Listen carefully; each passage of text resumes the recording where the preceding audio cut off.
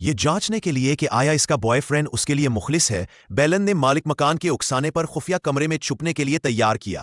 اس خفیہ کمرے کو دوسری جنگ عظیم کے دوران فضائی حملے کی پناہ گاہ سے تبدیل کیا گیا تھا۔ پوری دیوار کنکریٹ سے بنی ہے اور درمیان میں اسٹیل کی پلیٹ کو مضبوط کیا گیا ہے۔ کہنے کی ضرورت نہیں، یہ مہربند اور ساؤنڈ پروف ہے۔ دو یک طرفہ نقطہ نظر کے مزاج والے آئینے کے ذریعے آپ باہر کی ہر حرکت کو واضح طور پر دیکھ سکتے ہیں، اور آواز کو یک طرفہ سپیکر کے ذریعے خفیہ کمرے میں بھی منتقل کیا جا سکتا ہے۔ خفیہ کمرے میں ہاتھ سے کرینک والا جنریٹر بھی ہے، جو چھوٹے خفیہ کمرے میں تمام روشنی فراہم کرنے کے لیے کافی ہے۔ بیلن، جس نے کارروائی کرنے کا فیصلہ کیا، نے پہلے احتیاط سے ایک الوداعی ویڈیو ریکارڈ کی، اپنے بوائے فرینڈ ایڈری سے جھوٹ بولا کہ اس نے چھوڑنے کا انتخاب کیا کیونکہ وہ اس کی غفلت برداشت نہیں کر سکتی تھی، اور پھر سادہ سامان کے ساتھ خفیہ کمرے میں چھپ گئی۔ وہ ادری کے لاپتہ ہونے کے بارے میں جاننے کے منتظر تھا اور اسے ہر جگہ بے چینی سے ڈھونڈ رہا تھا تاکہ اس کے لیے اپنی محبت کا ثبوت دے سکے۔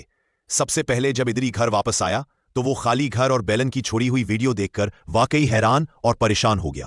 اس نے بزدلانہ انداز میں بیلن کو فون کرنا شروع کیا، لیکن کسی نے بھی فون کا جواب نہیں دیا۔ اس نے گھر میں ڈبوں اور الماریاں تلاش کی، ایسے سوراخ تلاش کرنے کی کوشش کی جو شاید بیلن نے پیچھے چھوڑ دی ہو، لیکن کچھ نہیں ملا۔ اس عرصے کے دوران ادری کی کارکردگی نے بیلن کو، جو خفیہ کمرے میں چھپے ہوئے تھے، کو مجرم اور راحت دونوں کا احساس دلایا۔ اس نے سوچا کہ اس کا منصوبہ کامیاب ہو گیا ہے، اور آدری نے اس کی پرواہ کی۔ تاہم پچھلے 700 ملین دنوں کا جائزہ لینے کے بعد ایدری کا رویہ ڈرامائی طور پر بدل گیا۔ اس نے نہ صرف بیلن کی تلاش جاری رکھی، بلکہ اس نے اپنے دل میں اناستاسیا کے جذبے سے جلد ہی خود کو ملا لیا۔ بیڈ روم میں دونوں کا مباشرت منظر واضح طور پر بیلن کو یک طرفہ آئینے کے ذریعے پیش کیا گیا تھا۔ ناقابل برداشت عربت نے اسے انتہائی غصے اور مایوسی کا احساس دلایا۔ وہ کبھی سوچ بھی نہیں سکتا تھا کہ اس کا پیارا بوائے فرینڈ اتنا سنگ دل ہوگا اور اسے اتنی جلدی بھول جائے گا۔ بیلن غصے سے خفیہ کمرے سے باہر نکلنا چاہتا تھا کہ آدری سے سوال کرے، لیکن اپنا بیگ الٹا کرنے کے بعد اسے چابی نہیں مل سکی۔ بیلن کو اچانک یاد آیا کہ وہ اناستاسیا کو چابی دے رہا تھا۔ جب ڈیری نے ایک نوٹ چھوڑا تو اس نے غلطی سے چابی باہر چھوڑ دی۔ برین فوراً گھبرا گئی۔ اس نے بے دلی سے خفیہ کمرے میں دیوار سے ٹکر ماری اور مدد کے لیے چلایا۔ خفیہ کمرے کی آواز کی موصلیت بہترین تھی۔ برین کی آواز بالکل سنائی نہیں دے رہی تھی۔ اس بار وہ واقعی فارغ ہو چکا تھا۔ پھر بیرن نے خفیہ کمرے کی تلاشی لی، لیکن صرف ایک مٹھی بھر انتہائی داغدار ڈبے میں بند شطرنج کے ٹکڑے ملے۔ اس نے شدت سے دیوار کو تھوڑا تھوڑا کر کے کھود لیا۔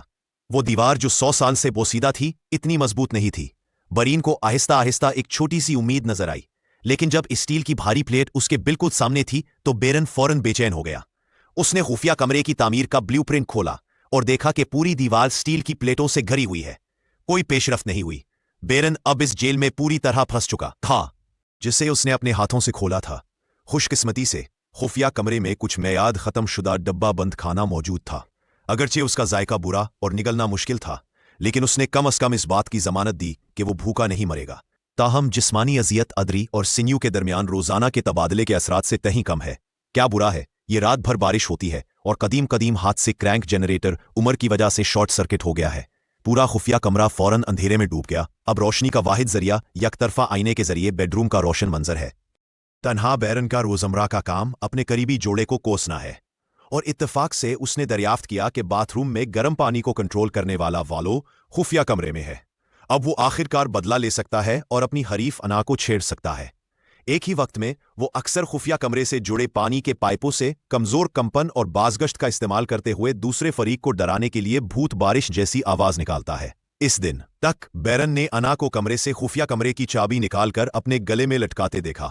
اس سے بیرن کو فرار ہونے کی امید کی کرن ملی، اس لیے اس نے انا کو مزید تنگ نہ کرنے اور کسی اور طریقے سے مدد مانگنے کا فیصلہ کیا۔